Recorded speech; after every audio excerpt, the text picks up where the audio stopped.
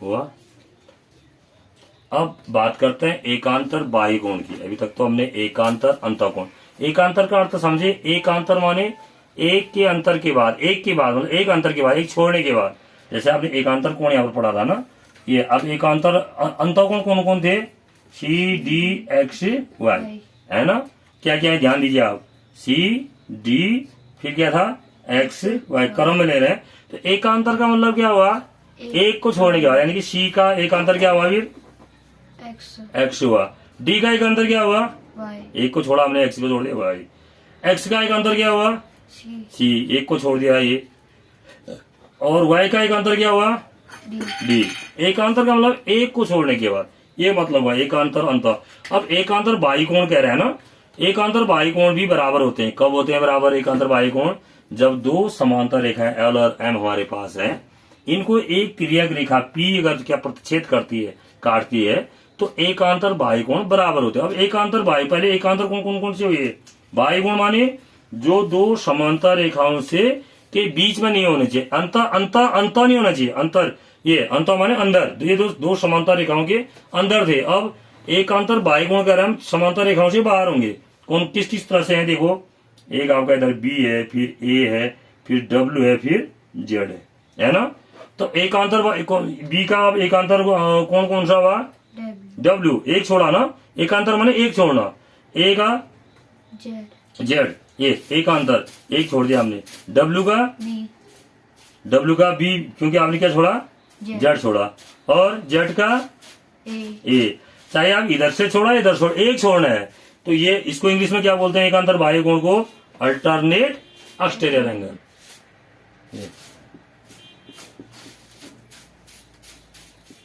Alternate exterior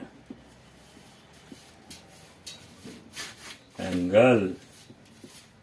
अब alternate एकांतर बाह्य कोण क्या होते हैं? बराबर। क्या होते हैं? बराबर। कब होते हैं बराबर? जब दो समांतर रेखाओं को, जैसे इसमें यह है एल और एम, जब दो समांतर रेखाओं को एक तिर्यक रेखा प्रतिच्छेद करती है, जब दो समांतर रेखाओं को एक तिर्यक रेखा प्रतिच्छेद करती है, तो एकांतर बाह्य कोण बराबर होते हैं। देखो ये इसमें क्या क्या है, यानी कि हमने क्या कहा? एकांतर बाह्य कोण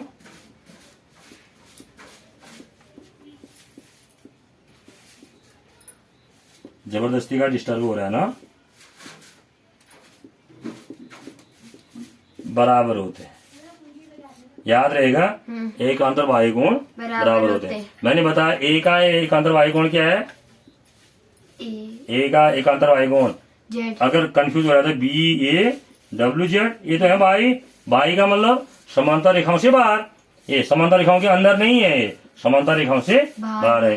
तो ए का यानी कि ए इक्वल टू जेड।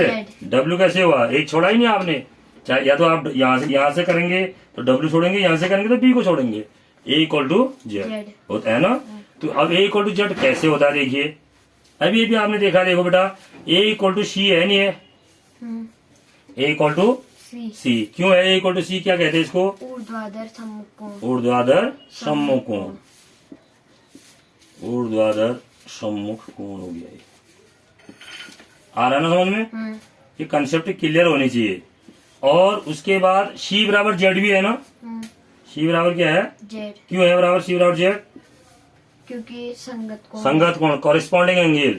ऊर्ध्वाधर सम्मुख कोण को क्या बोलते हैं? Vertically opposite angle. Vertically opposite angle. तो सी इक्वल टू जेड है, क्या बोलते हैं इनको? संगत कोण, कॉरेस्पॉन्डिंग एंगल बोलते हैं। ठीक हो गया?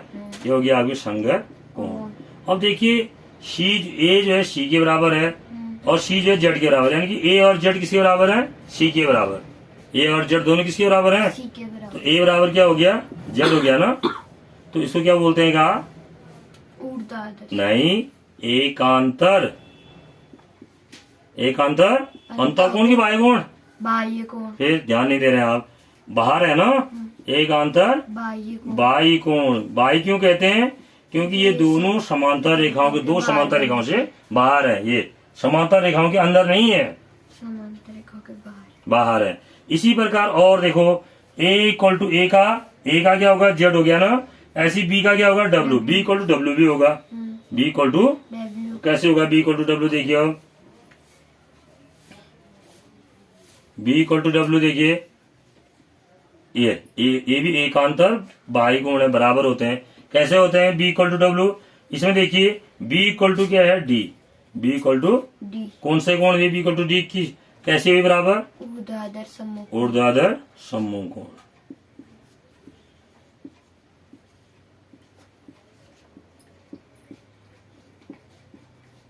ऊर्ध्वाधर सम्मुख कोण हो गया। और उसके बाद डी बराबर क्या है? डब्ल्यू। डब्ल्यू डी बराबर डब्ल्यू डब्ल्यू। कौन सा कोण? संगत कोण। संगत कोण है ना? हम्म, ये संगत कोण है, चित्र में देखना है। देखो डी बराबर डब्ल्यू सम्मुख कोण, संगत कोण, संगत कोण। और बी बराबर डी ऊर्ध्वाधर सम्मुख कोण। तो दोनों डी के बराबर है नहीं है, तो इसका मतलब बी इक्वल टू क्या हो गया? डब्ल्यू डब्ल्यू हो गया। तो ये क्या हुआ? एकांतर बाह्य एकांतर बाह्य बाह्य कोण हुए ना? तो क्या क्या पढ़ा हमने? अगर बताओ, अगर दो समांतर रेखाओं को एक तिर्यक रेखा प्रतिष्ठित करती है, दो समांतर रेखा एल और एम है, इनको एक तिर्यक रेखा पी प्रतिष्ठित कर रही है, तो एकांतर बाह्य कोण बराबर होते हैं, यानी कि बी बराबर डब्ल्यू निकला ना? इसी प्रकार इससे जस्ट पहले हमने क्या निकाला था? ए बराबर जेड भी निकाला था ना? हाँ। ये भी क्या हुआ? एकांतर बाह्य कोण, एकांतर बाह्य बाह्य कोण। तो क्या क्या क्या पढ़ लिया आपने? संगत कोण पढ़ा। हाँ। कौन कौन है संगत कोण? ए बराबर एक्स, बी बराबर वाई, सी बराबर जेड डी बराबर डब्ल्यू बराबर होते हैं संगत कोण। कब होते हैं? किस केस में? जब दो समांतर रेखाओं को एक तिर्यक रेखा काटती है। जब दो समांतर रेखाओं को एक तिर्यक रेखा काटेगी तभी संगत कोण बराबर होते हैं। ठीक है, ऊर्ध्वाधर सम्मुख कोण आपने पढ़ लिया। ए का ऊर्ध्वाधर सम्मुख कोण सी, बी का ऊर्ध्वाधर सम्मुख कोण डी, एक्स का ऊर्ध्वाधर सम्मुख कोण जेड और वाई का ऊर्ध्वाधर सम्मुख कोण। डब्ल्यू क्लियर हो गया। और एकांतर अंतःकोण बराबर होते हैं। सी का एकांतर अंतःकोण, एक्स ये एक को छोड़ के एक छोड़ के एक्स है, ये सी बराबर एक्स है, डी बराबर वाई, अंत अंदर है ना? एकांतर बाह्य कोण भी बराबर होते हैं। ए का एकांतर बाह्य कोण, इसको छोड़ा जेड ए बराबर जेड, और बी बराबर डब्ल्यू ये जेड को छोड़ दिया तो डब्ल्यू हो गया, बी बराबर डब्ल्यू। तो एकांतर बाह्य कोण भी बराबर होते हैं। तो इस तरह से आपने एकांतर अंतःकोण, एकांतर बाह्य कोण, संगत कोण और ऊर्ध्वाधर सम्मुख कोण पढ़े। ठीक है, अभी आसन्न कोण भी होते हैं, कोटिपूरक कोण भी होते हैं, संपूरक कोण भी होते हैं। ठीक है, अभी इसी समांतर रेखा में हम बताएंगे समांतर अभी हमने वो नहीं बताया आपको, रैखिक युग्म के कोण भी होते हैं। ठीक है, तो नेक्स्ट आपको टॉपिक में इसको इस बारे में बताएंगे। ओके, ध्यानपूर्वक समझना है पहले, तब जाके इसका सही उत्तर मिलेगा।